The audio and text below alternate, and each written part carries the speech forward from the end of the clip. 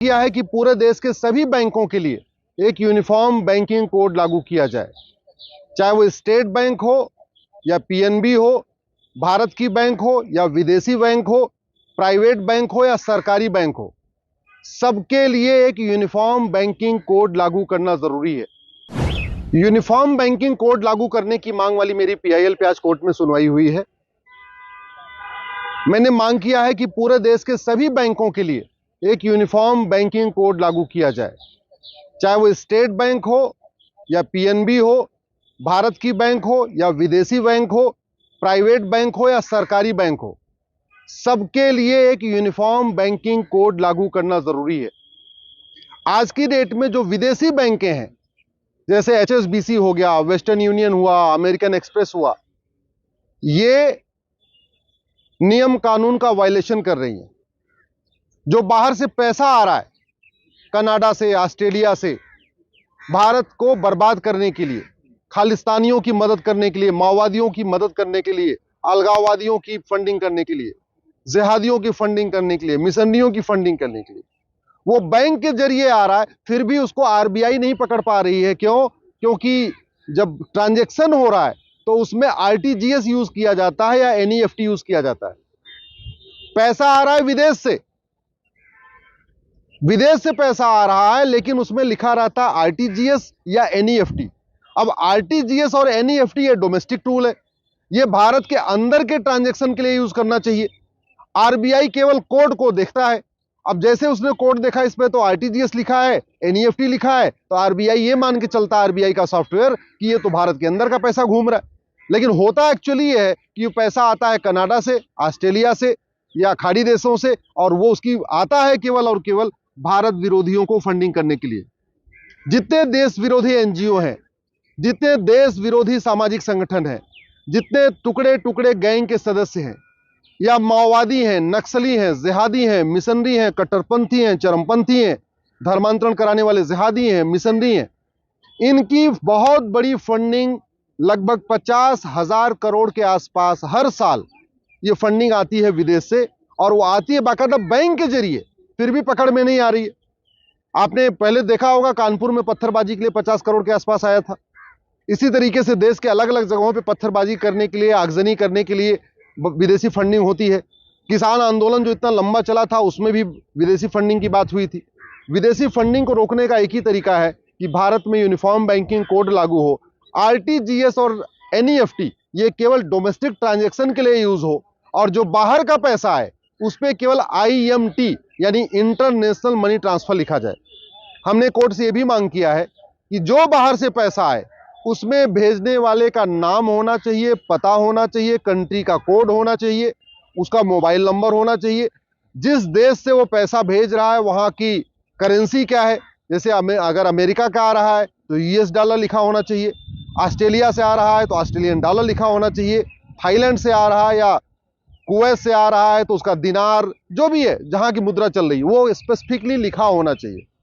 आज की डेट में आप दिल्ली में बैठे बैठे आप पालिका बाजार चले जाओ, 1 करोड़ रुपए दे दो, 20 लाख रुपए कमीशन लेंगे, और 80 लाख रुपए आपका यहीं दिल्ली में बैठे बैठे वो कनाडा पहुंचा देंगे, ऑस्ट्रेलिया पहुंचा देंगे।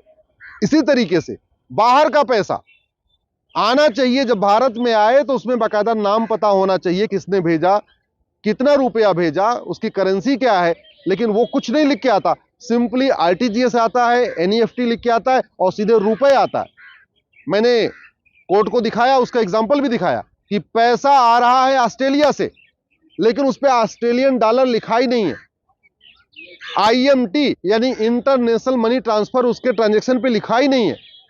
वो पैसा सीधे सीधे यहां खाते में आ रहा है और एनईएफटी के जरिए आ रहा है।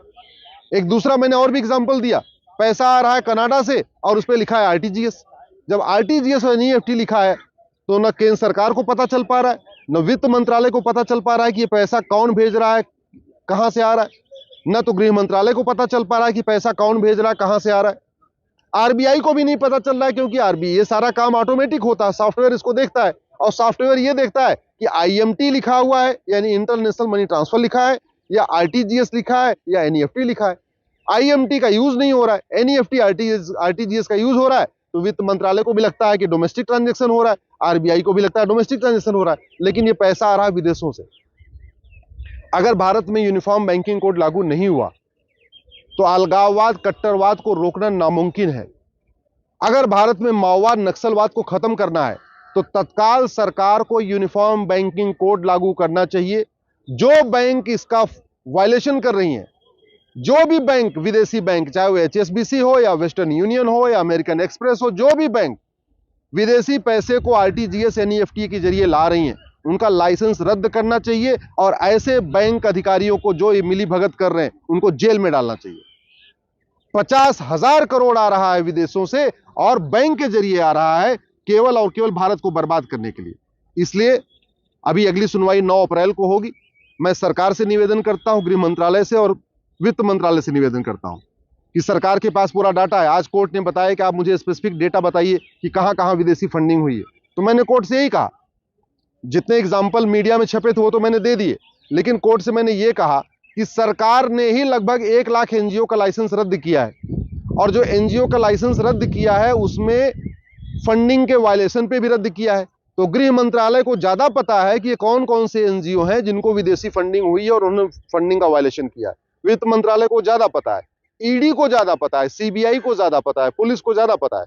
हमें तो केवल इतना ही पता है जितनी बातें अखबारों में निकली हुई है। कोर्ट ने आज बहस सुनने के बाद उन्होंने 9 अप्रैल की डेट फिक्स किया है। 9 अप्रैल को उसको फाइनल हियरिंग है।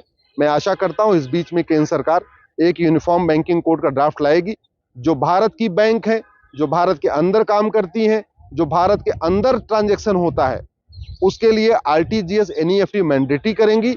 जो विदेशी बैंक है या विदेशी लेन देन कराती हैं, जो फॉरेन ट्रांजैक्शन करती हैं, उसके लिए बाकायदा एक यूनिफॉर्म बैंकिंग कोड बनेगा कि आप जब भी कोई पैसा लेंगे विदेश से या विदेश से जब भी कोई पैसा भेजेगा तो उसका नाम उस पर स्पष्ट लिखा होना चाहिए। जो स्टेटमेंट आता है उस पर भेजने वाले का नाम होना चाहिए, भेजने वाले का पता होना चाहिए, भेजने वाले का मोबाइल नंबर होना चाहिए, भेजने वाले के कंट्री कोड, देश का नाम होना चाहिए, भेजने वाले की करेंसी क्लियर कट होनी चाहिए कि वो रियाल है, दिनार है, अमेरिकन डॉलर है या ऑस्ट्रेलियन डॉलर, जो भी है क्लियर कट, या यूरो है, जो भी है क्लियर कट लिखा होना चाहिए। प्लस इसको चेंज करने का चार्ज क्या है, करेंसी को जब चेंज करते हैं तो कुछ चार्ज होता है, वो भी फिक्स अमाउंट लिखा होना चाहिए।